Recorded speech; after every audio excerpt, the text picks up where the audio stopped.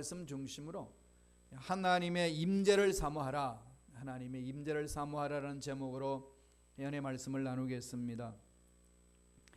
한국에 MBC라는 방송국이 있습니다. 옛날에 앵커 출신이었고 또 사장, MBC 사장까지 하셨던 분이 있는데 그 분이 바로 조정민이라는 분입니다. 앵커였고 또 앵커 이제 생활을 마쳤을 때는 MBC 사장으로 이렇게 있었습니다.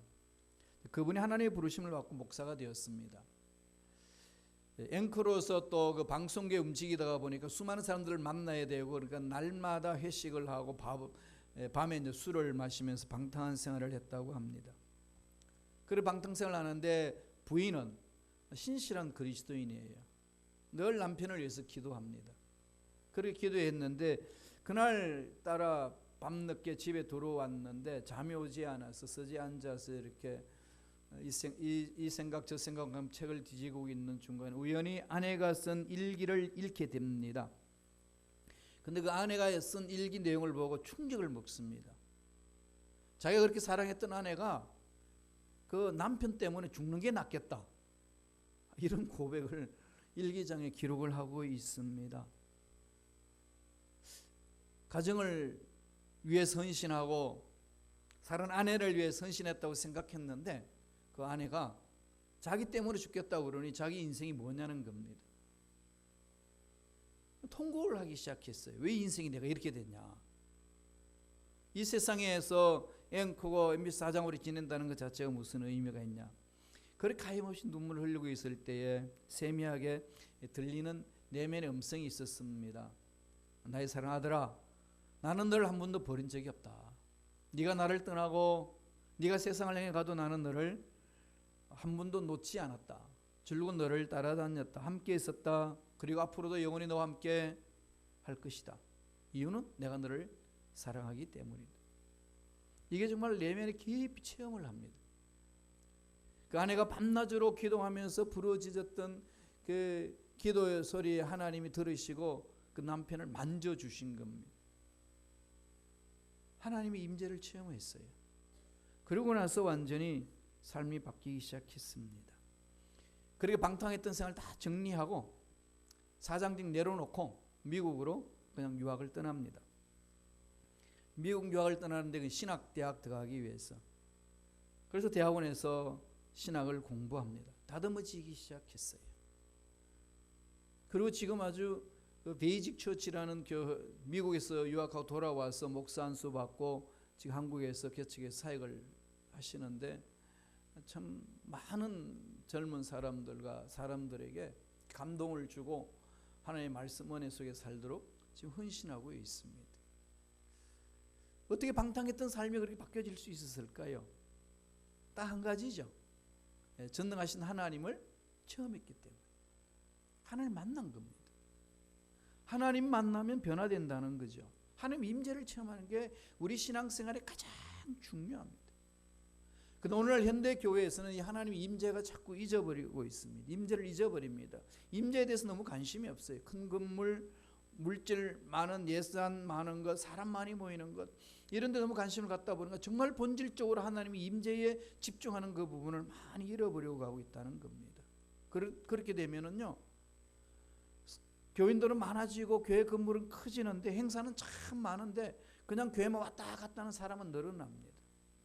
그러니까 영적 세계가 어떤 건지도 체험하지도 못하고 하나님 살아 계시는지 안 계시는지도 왔다 갔다 하고 날마다 이게 지옥 갔다 천국 갔다가 그냥 마음대로 이렇게 자기 마음이 이리저리 흩어다니는, 끌려다니는 그런 경험을 많이 한다는 겁니다. 시카고에 와서도 그런 분들 참 많이 만나요. 신앙생활 오래 하셨는데 뭔지 모르겠다는 겁니다. 영적 세계가 뭔지 모르겠다는 거예요. 제가 하나님의 음성을 듣고 하나님 만나야 되는 광주하면 도대체 그게 뭔지, 그걸 어떻게 음성을 듣고 어떻게 만나는 건지 그러고 있습니다. 중직자들이 그러고 있어요. 장로 장례 했는데도 그러더라고요. 그런 말을 해요. 제가 하나님의 음성을 들어야 된다고 그랬더니 충격을 먹는 거죠. 만나야 된다는 것이 충격을 먹습니다. 그럼 어떤 일이 현상이 일어날까요? 결코 영적 세계를 맛보지 못합니다. 결코 신앙생활이 뭔지를 알지 못합니다. 그래서 교회 공동체의 크고 작은 문제 앞에서 자기 인간적인 생각에 끌려다닙니다. 그게 서로 마음이 안 맞고 가치관이 안 맞고 서로 이해 타산이 안 맞으면 나누지 분리가 되는 거예요. 늘 환경 탓하고 문제 탓하고 사람 탓합니다. 왜 그럴까요? 살아계신 하나님의 권세를 임재하지 못했기 때문에, 그 임재를 체험하지 못했기 때문에 그렇습니다. 한마디로 말하면 하나님 만나보지 못한 겁니다. 하나님 만나지 못하면요, 교회는 문제된 거예요. 교회는요, 하나님 만난 사람들이 모여서 일하는 곳입니다. 그리고 만나지 못한 사람 만날 수 있게 이끌어 주는 겁니다. 세상 가치관에 끌려다녔던 야곱 보세요. 아버지도 속이고 형도 속이고 장자권 그 특권을 빼앗고 도망가다가 잠을 자잖아요. 들판에서 광야에서 잠을 잡니다. 그때에 하나님의 귀한 그 영적인 세계를 맛봅니다. 그가 뭐라고 고백하나 하면은 창세기 28장 16절이 고백하죠. 야곱이 잠이 깨어 이르되 야훼께서 과연 여기 계시거늘 내가 알지 못하였도다. 계시는데, 하나님은 만나주길 계시는데 거기에 대한 관심이 없었다는 거죠. 왜 관심이 없었을까요? 세상 가치관에 끌려다니고 세상 계획이 자기 마음에 끌려다니면은 하나님에 대해서 관심이 없습니다. 그럼 하나님 만나지 못하는 거죠. 그래서 야곱이 그것을 깨닫고 하염없이 눈물을 흘리면서 결심하지 않습니까?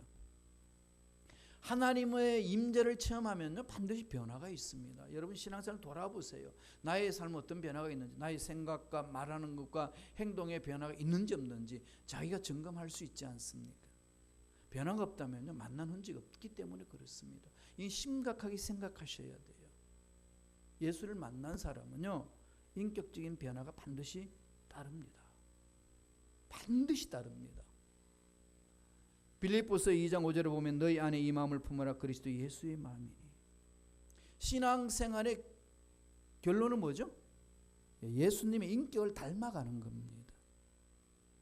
여러분 여기 집중하지 않으면요, 신앙생활 허송세월 하는 거예요. 50년 해도 허송세월 할 수 있습니다. 이스라엘 백성들의 광야 40년 생활이 허송세월 되었던 것들 얼마나 많습니까? 1세대들은 다 가나안 땅에 약속의 땅 못 들어갑니다.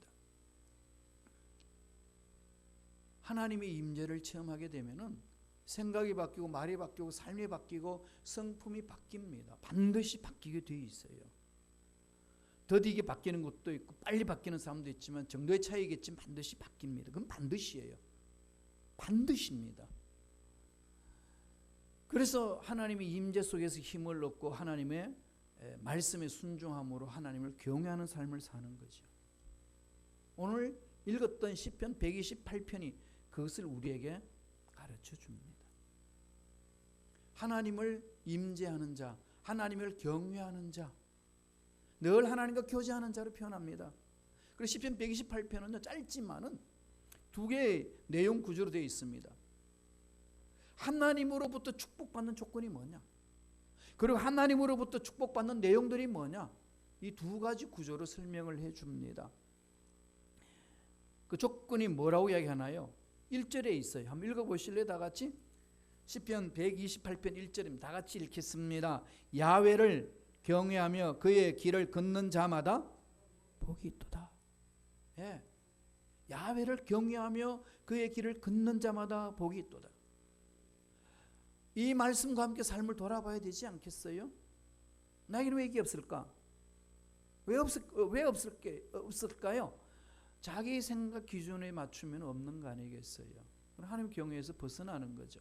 하나님의 이끄시는 그 길에서 벗어나고 있기 때문에 그런 것 아니겠어요? 이 말씀을 통해 자기 자신을 돌아보라는 겁니다. 딴 거 없어요. 이 말씀을 따라 행하는 자들은 그 놀라운 하나님이 예배하신 복이 있다는 거죠. 하나님이 주실 복. 오늘 성경에서 구체적으로 그것을 나열해 주고 있습니다. 하나님이 임재하는 것, 하나님을 임재하는 자들은 하나님의 말씀을 따르는 것이고, 말씀을 따르는 자는 하나님을 경외하는 삶을 산다는 거죠. 경외란 게 뭐죠? 하나님을 존경하고 두려워하는 거잖아요. 죄악을 미워하는 거죠. 하나님이 두려운 사람은 죄악 가운데 범할 수 없어요. 하나님이 두려우면 분노가 일어난다고 말을 함부로 던지지 않습니다. 하나님 듣고 계신다는 것이 확실히 내 마음에 확신이 있다면 어떻게 함부로 말을 하겠습니까? 그런 교회 공동체에서 나는 모든 문제들은요, 딴 거 없습니다. 하나님을 경외하지 않기 때문에, 하나님을 두려워하지 않기 때문에 자기 분노를 다스리지 못해서 터지는 사건들이에요. 이걸 우리는 늘 마음판에 새겨야 합니다. 그래서 임재를 체험하게 되면 죄악을 미워하죠.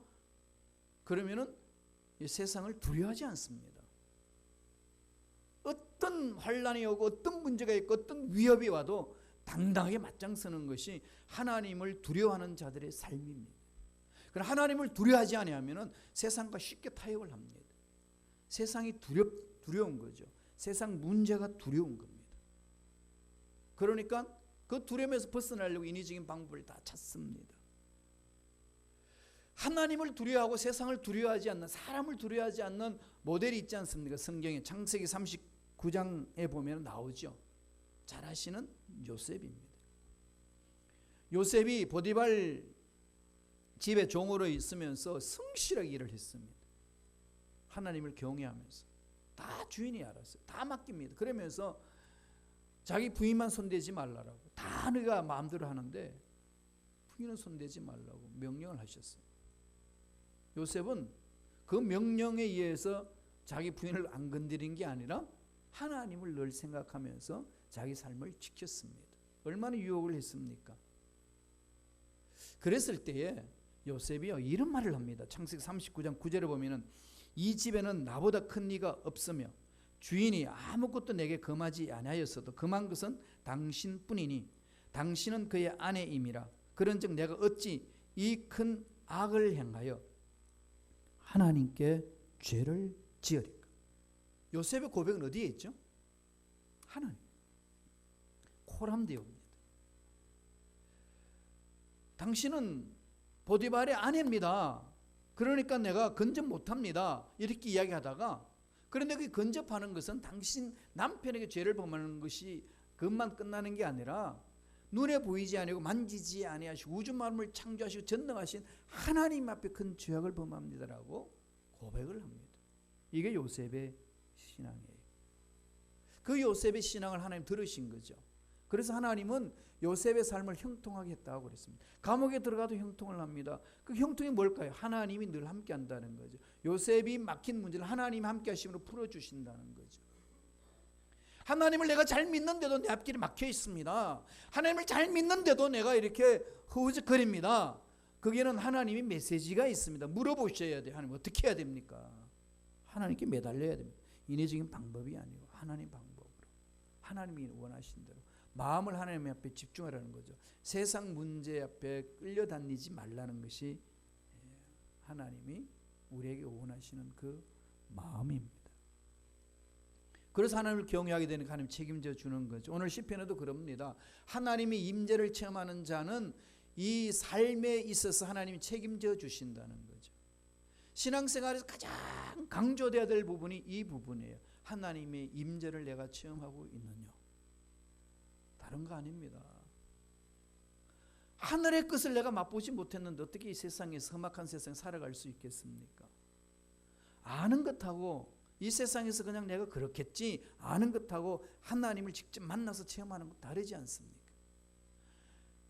성령의 능력을 체험해야 세상이 험악한 세상의 복음의 전도자가 될 수 있다고 주님이 분명히 말씀해 주셨습니다. 교회 공동체에서 신앙생활하고 헌신하고 봉사하는 것은 하나님이 주시는 그 은혜를 듬뿍 체험해야 그 힘을 할 수가 있습니다. 그게 없으면 못해요. 그래서 사람이 두렵고 그게 보기 싫고 만나고 싶지 않고 목사님도 보고 싶지 않고 목사님 말도 듣고 싶지 않고 이러면요 무슨 하나님 주신 말씀을 전해도요 그 속에 안 들어갑니다. 이 상처가 강하게 다쳐버리기 때문에. 이건 누가 장난칠까요? 마귀가 장난칩니다. 돌아서야 되는 거죠. 그래서 뭐 하라는 거죠? 하나님의 임재를 체험하라. 저도 날마다 하나님 임재를 체험하기 위해서 몸부림을 칩니다. 만나셔야 돼요. 말씀을 통해서. 그런데 지금 많은 분들이 이렇게 말씀하면은 막연하다고 생각하는 분들이 참 많더라고요. 눈에 보이지도 않는 하나님 어떻게 봅니까? 만질 수도 없는 하나님 어떻게 만집니까? 어떻게 하나님의 음성을 듣습니까? 막막하지요. 막막한데 하나님은 객관적으로 우리에게 말씀을 주셨어요. 우리 인간의 언어 속에 임재 계십니다. 계시로 기록한 말씀이에요. 이건 1.1도 변함이 없어 항상 그 자리에 있습니다. 이 말씀 안에 산을 만나는 거예요. 이 말씀에 하나님의 성품이 담겨있고 아버지 말씀이 있습니다. 만난다는 게 뭐죠? 그 말씀을 묵상하고 순종하는 거죠. 실천하는 겁니다. 그럴 때 하나님의 그 놀라운 은혜가 내 마음을 감싸줍니다. 근데 이렇게 하나님 말씀만 들어오지 않는데 어떻게 그분을 만날 수 있겠어요? 그냥 막연하게만 생각하니까 구체적인 하나님이 주시는 복을 못 받아 누린다는 거지요. 문제 앞에 뜬다는 겁니다. 우리는 체험하셔야 돼요. 하나님 앞에 담대 나아가서. 그게 신앙생활입니다. 그러면 하나님이 임재를 체험한 사람들이 받을 수 있는 복이 있다고 성서는 오늘 3가지로 우리 가르쳐 줍니다. 이건 우리 신앙생활에 중요하잖아요. 왜 임재를 체험해야 되죠? 능력있는 삶 살기 위해서. 왜 임재를 체험해야 되죠? 복받는 삶을 살기 위해서. 왜 임재를 체험해야 되죠? 하나님이 원하시는 삶을 살기 위해서. 왜 임재를 체험해야 될까요? 이 험악한 세상에서 올바로 살아남고 하나님 뜻을 이루고 행복한 삶을 살기 위해서는 반드시 임재를 체험해야 된다는 말씀입니다. 임재를 체험할 때 어떤 복이 있다고 말씀하시나요? 첫째로 수고한 대로 받고 누리는 축복이 있다는 겁니다. 수고한 대로 받고 누리는 축복. 여러분 열심히 수고했는데 받은 것도 없고 누린 복도 없다면 그보다 더 허무한 인생이 어디 있겠습니까? 쉽게 말하면 속된 말로 경상도 말로 말합니다. 쇠가 빠지도록 그럽니다. 그냥 온몸이 닳도록 그냥 열심히 해서 일을 했는데 집에 돌아가서 손을 이 대가를 계산해 보면 없어. 뚫려버렸습니다. 여기 무슨 삶의 기쁨이 있고 보람이 있고 행복이 있겠습니까? 그리고 어떻게 해서 내 손에 주어질까요? 그 복이 하나님의 임재를 체험할 때. 오늘 그러잖아요. 수고한 대로 받고 누리는 축복. 말씀이 있습니다. 2절 볼까요? 시편 128편 2절 다 같이 읽겠습니다. 내가 내 손이 수고한 대로 먹을 것이라 내가 복되고 형통하리로다. 이 약속의 말씀 변함이 없는 말씀이에요. 나하고 너무 멀어. 지금 내 삶과는 너무 멀어. 이렇게 해서 덮을 것이 아니라 하나님이 이렇게 말씀하셨는데 내 삶 내 이런 부분들이 왜 없는지를 뒤집어 보라는 거죠. 형식적으로 뒤집지 말고 정말로 뒤집어야 됩니다. 하나님 앞에 내 마음을 집중하고 하나님 아니면 안 됩니다라고 매달리는 삶, 목숨 걸고 달려드는 그를 하나님 결코 버린 적이 없다는 겁니다. 하나님 인생을 책임져 주신다는 거죠. 예수님이 말씀하지 않습니까? 우리에게 일용할 양식을 주시옵고 수고한 대로 열매를 맺는 삶, 수고한 대로 열매를 얻는 삶, 복되다는 거죠. 열심히 돈은 벌었는데 은행에 쌓이는 게 없습니다. 무엇을 해서 돈을 버느냐는 거죠. 이건 우리 신앙생활에 정말 중요하지 않겠습니까? 잠언서에서 아굴이라는 사람이 기도가 있습니다. 아굴의 기도가 있는데요. 이 잠언서 30장 7절 9절의 말씀이에요. 우리 천천히 한번 읽어볼까요? 다 같이 읽겠습니다. 내가 2가지를 주께 구하였사오니 내가 죽기 전에 내게 거절하지 마시옵소서.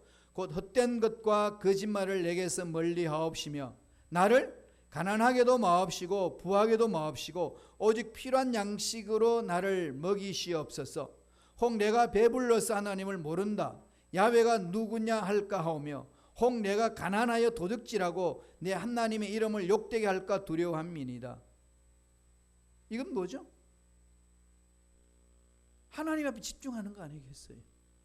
내가 수고한 것에 대한 열매를 얻게 하라는 거죠. 내가 수고한 대로 열매를 얻는 삶은 풍성해집니다. 하나님이 부어주시는 그 복이 있는데 병이 걸려서 병원에 돈 갖다 바치지 않고 도둑이 들어와서 뺏기지 않니하고 사기꾼한테 넘어가가지고 손해보는 일이고, 내가 잘못 실수해서 판단 잘못해서 돈이 넘어가는 일 없이 하나님이 수고한 대로 열매를 걷게 한다는 거죠. 심은 대로 거두게 하시는 그 은혜가 있다는 겁니다. 그러니까 결국 나고는 어떤 삶이죠? 하나님 중심의 삶이에요. 자기 자신을 좀 깊이 냉철하게 분석하셔야 됩니다. 내 신앙생활이 뭐냐? 이건 그냥 슬렁슬렁 넘어갈 부분 아니지 않나요? 교회를 왜 나옵니까? 목사를 위해서 옵니까? 아니면은 무엇을 위해서 교회 나오는 거죠? 무엇 때문에 신앙생활 하는 거죠?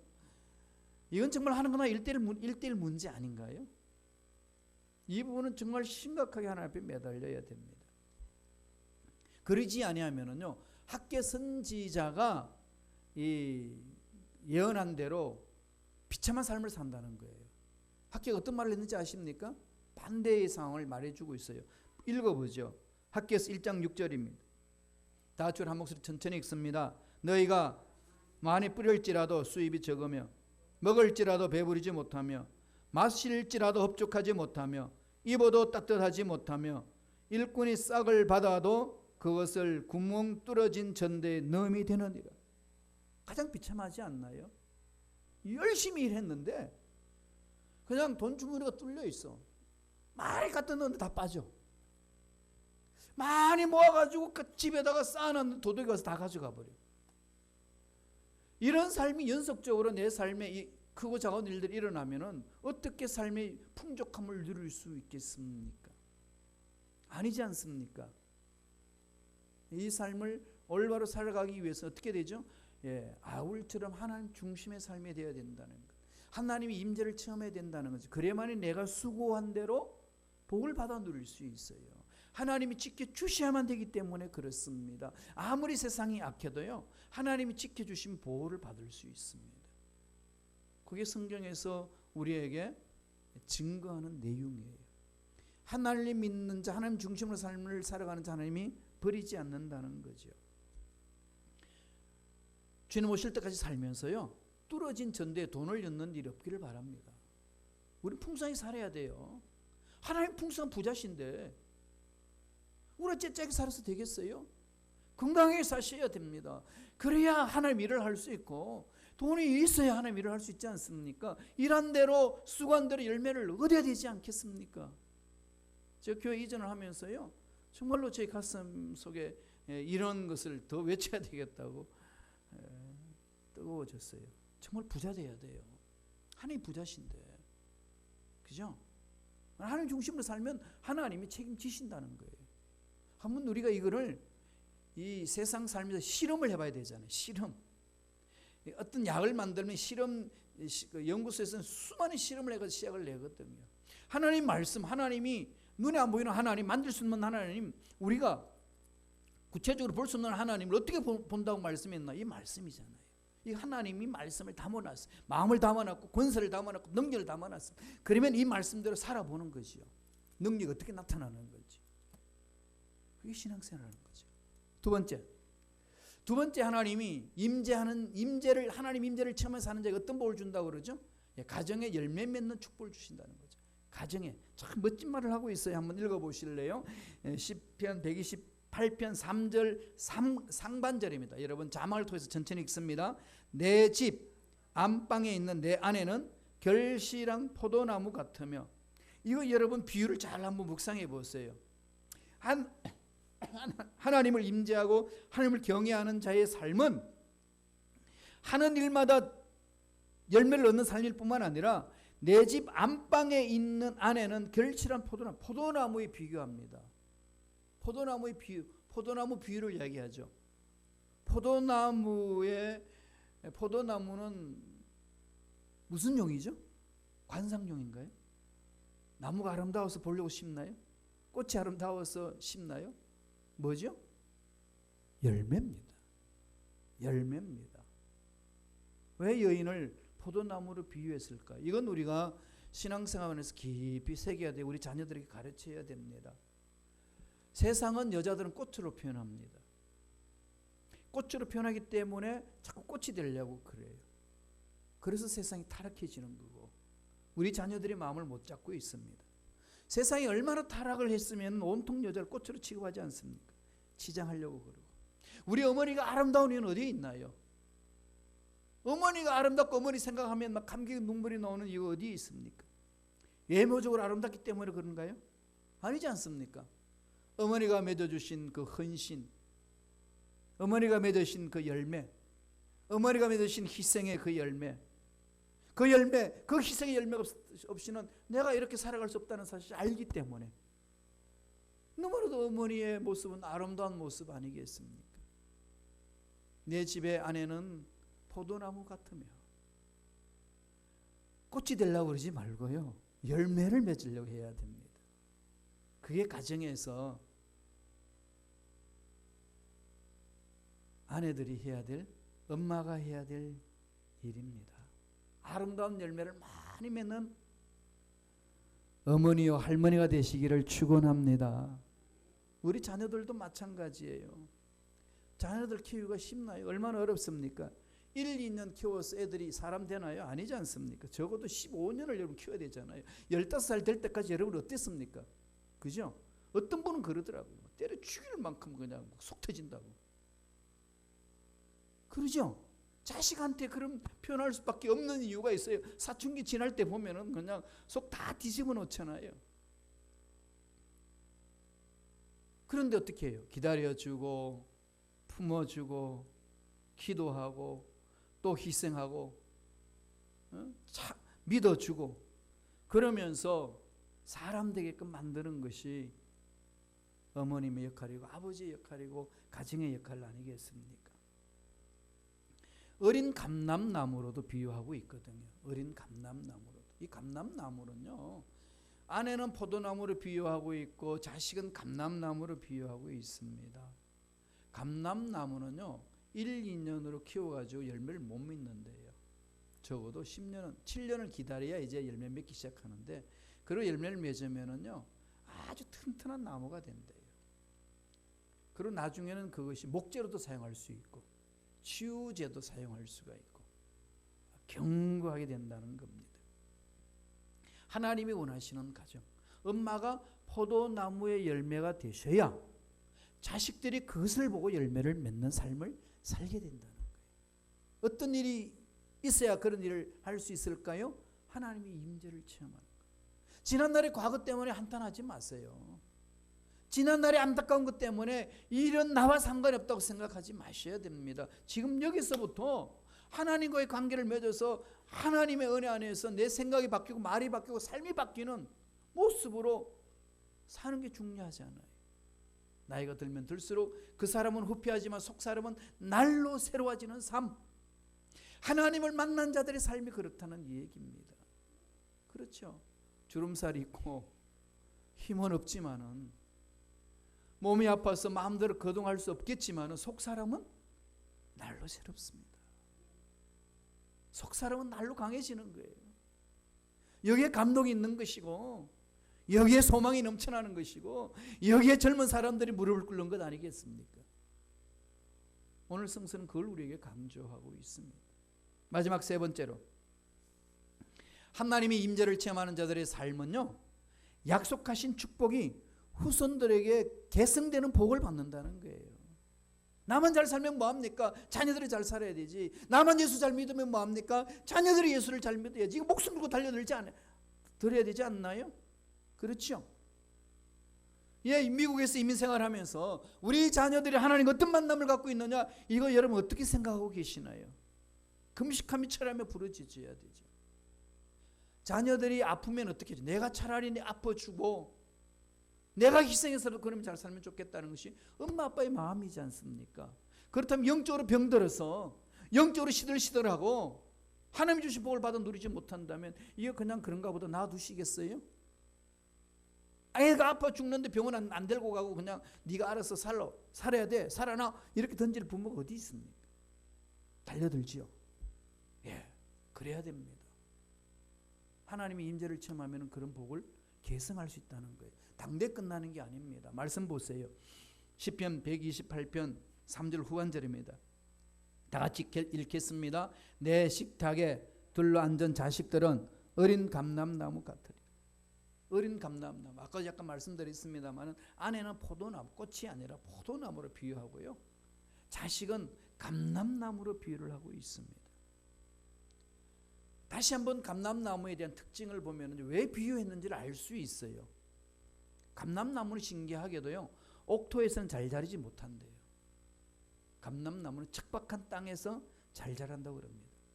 바위가 있고 거친 땅에서 튼튼하게 자란다고 합니다. 왜냐하면 감람나무의 수명이 길기 때문에 옥토에서 자라면 뿌리가 약해서 얼마 살지 못하고 넘어지기 때문에 그렇다고 합니다. 척박한 땅에 심겨진 감람나무는요, 깊이 뿌리를 내린다. 뿌리를 깊이 내린다는 거죠. 그래서 굉장히 오래 산다고 합니다. 7년 될 때까지는 뭐 감람나무의 열매는 기도도 하지 말아야 된다는 거죠.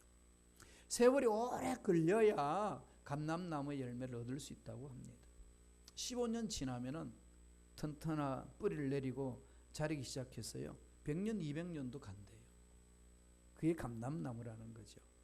열매를 계속해서 따먹을 수 있다고 합니다. 그래서 목재로도 쓰이고 열매는 식료품으로, 의약품으로 쓰이지 않습니까? 이스라엘 사람들은 감람나무 그러면 자기 재산의 목록에 들어간다고 합니다. 이것을 비유했어요. 누구에게? 자식들에게. 세상은 얼마나 똑똑한가, 세상은 얼마나 잘났는가, 이걸 판단하고 가지만은 믿음의 부모는 자녀들이 오늘 이 시간에 어떤 모습으로 판단해야 될 것인지 말씀으로 가르쳐 주는 거 아니겠어요? 하나님의 눈으로 보셔야 돼. 내가 하나님을 만난 흔적이 없는데, 내가 하나님을 체험한 흔적이 없는데, 내가 하나님의 음성을 듣지 못했는데 어떻게 그 자녀들이 하나님의 임재를 맛보게 하고 어떻게 하나님의 음성을 들을 수 있도록 이끌 수가 있겠습니까? 그러면요, 신앙생활은 자꾸 악순환이 되는 거죠. 우리가 자식들을 바라보고 인내하고 기다려주고 참아내는 힘은 뭘까요? 장차 될 모습을 바라보기 때문에 그런 거 아니겠어요? 저와 여러분들도 잘나서 하나님 택해 주셨겠어요? 지금 일을 시키시는 것은 일을 할 만한 자격이 되기 때문에 일을 시켜주셨을까요? 아닙니다. 장차 그런 일을 할 수 있기 때문에 그걸 바라보고 기다려 주시는 거죠. 주님이 안드레를 통해서 베드로를 처음 만났을 때에 그에게 뭐라고 칭했는지 아십니까? 처음 만났을 때에 주님이 베드로에게 이런 말을 했습니다. 요한복음 1장 42절에 보면은 내가 요한의 아들 시몬이니 장차 개바라 하리라. 장차 개바라. 장차라는 말을 썼어요. 장차. 그죠? 장차 개바가 된다는 거지요. 개바가 되는 과정이 있었어요. 쓰러지고 넘어지고 배반하고 자기를 그렇게 길러줬던 스승을 저주까지 하면서 도망간 베드로가 삶이 있었습니다. 그런 베드로였습니다. 근데 그가 장차 개바가 되었습니다. 성령이 임하니까 가능한 거죠. 주님은 그 눈을 가지고 있는 거 아니겠어요? 하나님을 만나면 그런 눈을 가지고 가는 거죠. 우리 순범식가회 공동체를 어떤 눈으로 바라보시나요? 장차 개바가 되리라. 보이지 않으신가요? 이 시카고 지역에 무슨 일을 할 것인지 하나님이 지금 일을 꾸미고 계신다는 사실을 여러분 보이지 않습니까? 막연하게 생각했던 것들이 뭔가 구체적으로 일어나고 있지 않나요? 예, 하나님이 만져주셔요. 반드시 하나님이 주신 꿈은 하나님이 이루어 주십니다. 반드시 이 시카고 지역에 순범 시카고 교회가 해야 될 일이 있습니다. 이 땅을 고친 데 쓰임받는 교회가 될 겁니다. 지켜보세요. 둘 중에 하나예요, 여러분. 그냥 지켜보고 있든지 아니면 동참해가지고 같이 그 세계를 맛보든지. 그게 교회 공동체 아니겠습니까? 달려가는 거죠. 지금은 미약하고 어리석은 것 같지만요, 하나씩 믿음으로 나아가면요, 하나님은 믿음으로 가는 그를 붙들으셔서 그렇게 멋지게 만들어주는 거죠. 하나님의 임재 속에서 날마다 하나님을 경외하는 그런 인생이 되시기를 간절히 축원합니다. 자기가 선택하는 거예요. 뭐 살아보니까 그렇던데 뭐 그렇게 사는 거지 뭐. 평생 그렇게 살다 끝납니다.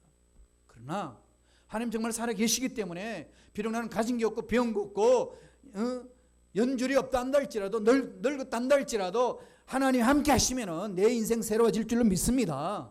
믿고 가는 자에게는 그런 역사가 일어난다고 성서는 가르치고 있습니다. 뭘 택하시겠어요? 그건 본인이 택하는 거예요. 누가 택해 줄 수 없습니다. 교회는 그런 곳이잖아요. 교회는요, 이 모이십시오 구걸하는 곳이 아니라 당당히 선포하는 곳입니다. 와 보라, 그죠? 와 보라 당당히 하는 거죠. 교회 공동체는 그런 곳이라는 것을 늘 마음판에 새기셔야 돼요. 물론 저는 여러분들을 제가 섬길 수 있는 데까지 다 섬겨드립니다. 정말로 섬겨드려야 돼요.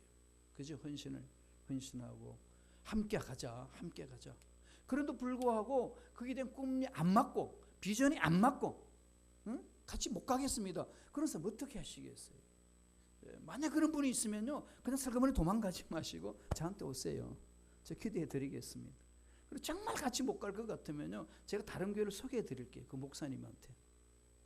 정말요, 축복 받고 가셔요. 왜 숨어서 우리가 이리 갔다 저리 갔다 해야 됩니까? 전능하신 하나님 때문에 만난 사람들인데 당당해야 되지 않나요? 그죠?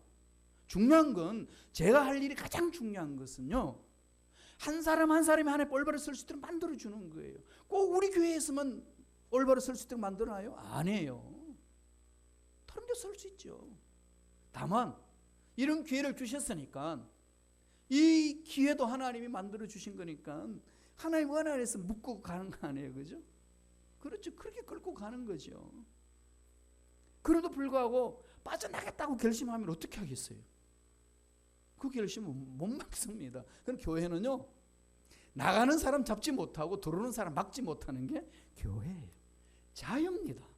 다만 함께 인연을 맺고 함께 예수 안에서 만났으면은요, 한번 가보자. 하나님이 정말 우리를 통해서 무슨 일을 하는지 그것을 맛보게 하는 거죠. 제가 목회하면서 참 안타까운 일들을 많이 체험하는데요, 엄마 아빠는 참 굉장한 복을 많이 받아 누리는데 자식들이 받아 누리지 못하는 그런 가정들이 있어요. 참 안타까워요. 당대 끝나는 거예요. 참 물질적으로도 괜찮게, 사회적으로도 괜찮게 나름대로 버젓이 이렇게 살아가는 것 같은데 자녀들이요, 허우적거립니다. 왜 이런 일이 일어날까요? 그건 정말 부모 책임 아니겠어요? 정말 자식에 대해서 우리가 장담할 수 없어요. 아무도. 그죠? 그래서 자식 교육에 대해서 어느 누가 이렇다 저렇다 말할 수 있나요? 아무도 못합니다. 우리 힘으로 안 되죠. 그럼 어떻게 해야 되겠어요? 하나님 앞에 와야 돼요. 하나님 앞에 매달려야 됩니다. 하나님의 임재를 체험해야 되고 하나님의 음성을 들어야 돼요. 이거보다 귀한 게 어디 있습니까? 나와 하나님 1:1 관계거든요. 하나님 임재를 체험하는 경외하는 자의 삶은 하나님이 대를 이어서 복이 흘러가도록 만들어 주시겠다고 약속해 주셨습니다. 해 주셨어요. 여러분 잘 아시는 목사님 있죠? 이찬수 목사님이라고 지금 한국의 분당에 우리 교회에 있는데, 거기 그 목사님은 시카고 출신이잖아요. 시카고에서 7년 사셨어요. 이게 로렌스 거리, 로렌스와 플라스키 있는 그 건물에서 살면서, 경상도 대구 사람이에요. 그래서 일전에 제가 만났거든요. 그래서 고향도 묻고 어떻게 했는지 그전 알고 있었지만 한 번도 구체적으로 대화를 나누는데, 아버지가 대구에서 개척을 하다가 너무 이렇게 개척 힘들고 그러니까 금식을 40을 했어요. 금식 40을 하다가 17일 만에 뭐가 잘못돼가지고 소천을 합니다. 얼마나 충격이겠어요. 그 어머님은 지금 권사님이죠. 플라스키 지금 그 양론에 그 노인 아파트 사시거든요. 그 어머님이 다 자식들 불러놓고 하나님께 감사기도 하지 이렇게 돼요.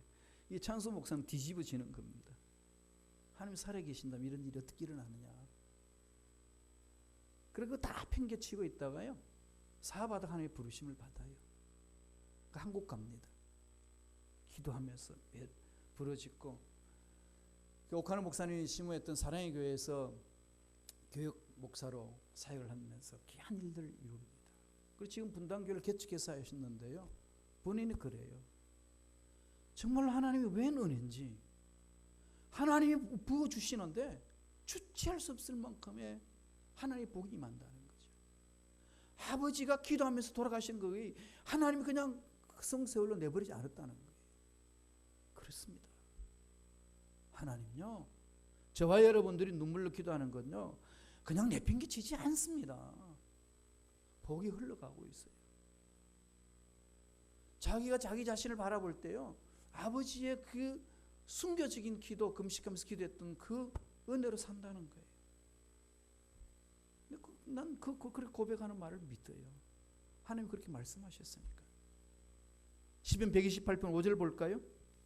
다 같이 한 목소리 천천히 읽겠습니다.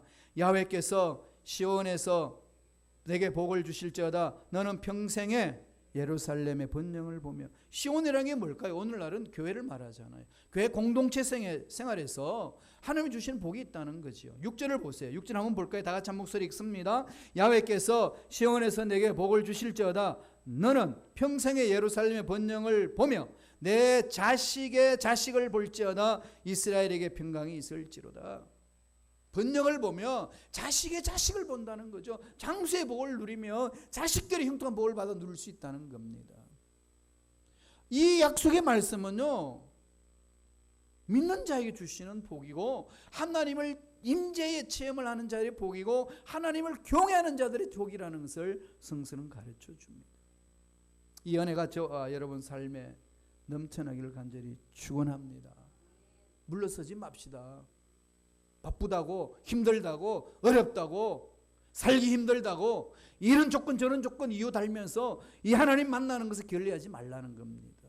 달려가셔야 돼요. 매달려야 됩니다. 하나님의 임재를 체험한 자에게 주시는 복이 있어요. 그걸 복을 받아 누리고 나누는 저와 여러분 되기를 간절히 축원합니다. 기도하겠습니다. 하나님 아버지 감사합니다. 하나님